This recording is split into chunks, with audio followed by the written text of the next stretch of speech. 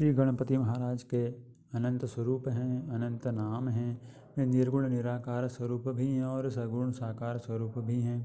उनके अनंत स्वरूपों में एक स्वरूप श्री पंचमुखी गणेश जी का भी है।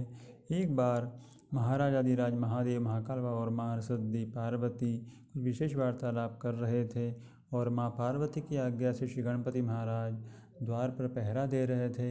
इस समय दैत्यों के गुरु शुक्राचार्य जी का वहाँ आगमन होता है। दैत्य गुरु शुक्राचार्य महादेव के शिष्य हैं, अतः सभी शिवगण उनका सम्मान करते हैं।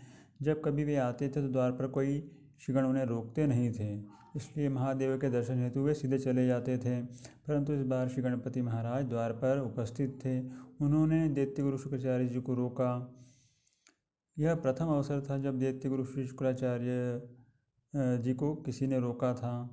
उनका जो दैत्य गुरु हैं वे श्री गणपति महाराज के प्राकट्य का पूरा वृत्तांत जानते तो थे, परंतु अहंकार के कारण जो है वो गणपति से बोले कि मैं महादेव का शिष्य हूँ, मुझे कभी कोई शिवगण महादेव से मिलने से नहीं रोकता है, मैं महादेव से मिलने जाऊँगा। तब श्री गणपति महाराज उनसे निवेदन करते हैं कि माँ पार्वती और महादेव विशेष चर्चा कर रहे हैं और उनके आदेश से मैं द्वार पर पहरा दे रहा हूँ, आप कृपया कुछ देर प्रतीक्षा कीजिए।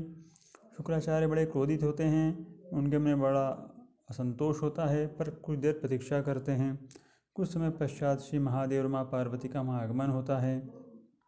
शुक्राचार्य को देखकर महादेव बोलते हैं कि आप कब आए। शुक्राचार्य बहुत क्रोधित हैं और कटाक्ष करने के उद्देश्य से, गणपति महाराज को अपमानित करने के उद्देश्य से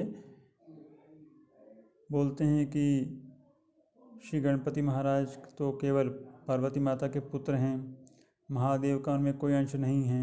ये बोलते हैं कि प्रभु मैं तो बहुत पहले ही आ गया था, परंतु द्वार पर मुझे पार्वती नंदन ने रोक दिया। यदि शिवनंदन होते तो मुझे अवश्य पहचानते। उनका उद्देश्य बताना था कि संतान में माता और पिता दोनों का ही अंश होता है, परंतु श्री गणपति महाराज में तो केवल माँ पार्वती का ही अंश है, उनमें शिव जी का कोई अंश नहीं है।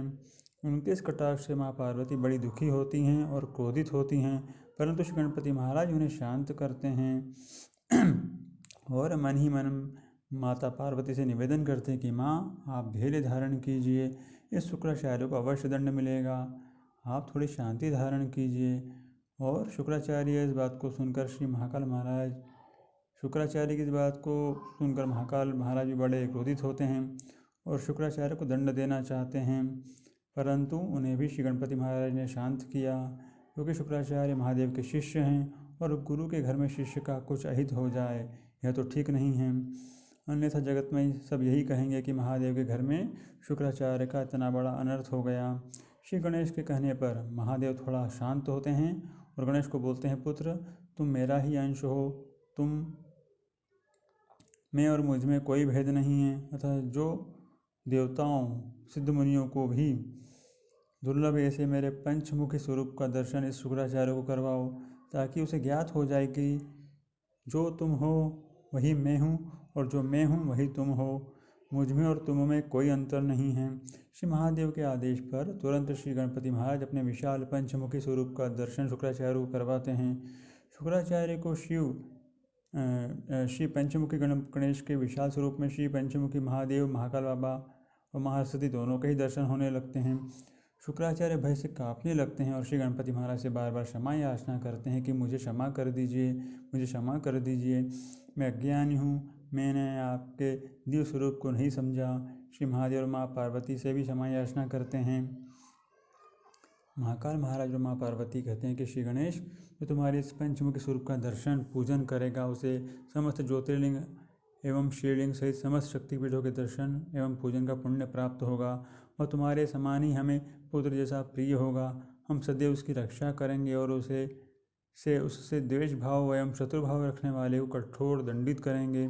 शुक्राचार्य जी कहते हैं, आपके पास सब कुछ है श्री गणपति महाराज, मैं आपको क्या दे सकता हूँ, आप स्वयं परात्पर परम ब्रह्म हैं, परंतु मैं दैत्यों का गुरु हूँ, अतः आपको ये वचन देता हूँ कि आपके जो भी भक्त हैं, जो भी आपके भक्तजन आपके इस दिव्य स्वरूप का पूजन दर्शन करेंगे, उन पर कभी भी तामसी विद्याओं का कोई असर नहीं होगा और दैत्यों आसुर शक्तियों सदा सुरक्षित रहेंगे।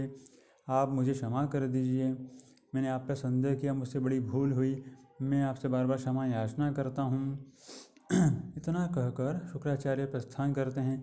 इधर माँ पार्वती और भोलेनाथ शुक्राचार्य को दंड देना चाहते हैं। श्री गणेश ने उन्हें रोक दिया। तब श्री गणेश निवेदन करते हैं कि माँ, हे शुक्राचार्य अपने पिताश्री के धाम आया था। यदि यहाँ पर इसका कुछ अहित हो जाता तो सर्वत्र जगत में अब कीर्ति होती कि गुरु के घर में ही शिष्य का अनर्थ हो गया। आप चिंता मत कीजिए, समय आने पर मैं इसे अवश्य दंडित करवाऊँगा।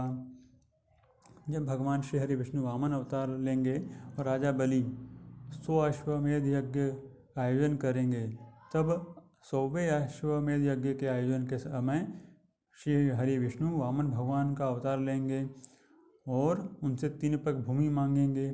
उसका संकल्प लेने के लिए राजा बलि जल हाथ में लेना चाहेंगे। तब शुक्राचार्य उस जल के पात्र की नलिका का मार्ग अपने नेत्र से बंद करेंगे और भगवान श्री विष्णु तिनके से उनके नेत्र को फोड़कर नलिका का मार्ग खोल देंगे। इस तरीके से शुक्राचार्य की दृष्टि में दोष होने के कारण उनको उसे दंड भी मिल जाएगा, उनकी एक नेत्र की दृष्टि चली जाएगी और हमारे पिताजी का यह कैलाश धाम भी अब कीर्ति से बच जाएगा। माँ, आपकी भी इच्छा पूर्ण हो जाएगी। शुक्राचार्य को दंड अवश्य मिलेगा। उनके इस कथन को सुनकर महादेव और माँ भगवती पार्वती बड़े प्रसन्न होते हैं और उनकी चतुराई और गणित की बहुत प्रशंसा करते हैं। बोलिए श्री गणपति महाराज की जय।